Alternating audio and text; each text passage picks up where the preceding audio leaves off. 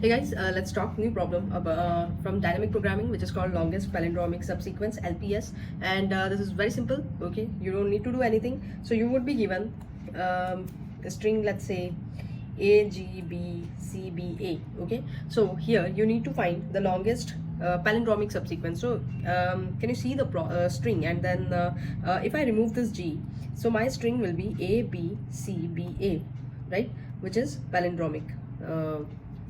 String, right? Or palindromic sequence. So it means that the length of this palindromic subsequence will be longest palindromic subsequence will be 5.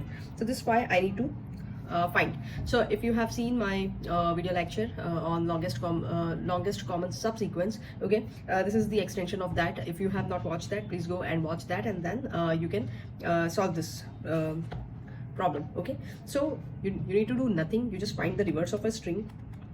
So it will be A B C B G A. Okay, so one string is this, another string is this, and just find the LCS of both.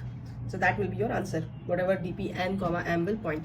So you would be given string S. Okay, so what you will do in LPSS, you will find its reverse, and then you pass this string and reverse string to this LCS function, and then S1 S2 you got. Okay, so now you consider it as S1 and S2, and then you just create one DP array of size n+1 m+1, and then after that using this to for loop and this recurrence relationship. Okay, when characters are equal, then in that case just take the diagonal value +1, and if they are not equal, then check what is the maximum left hand side value or top side value, and that's it. So this is our solution. Thank you.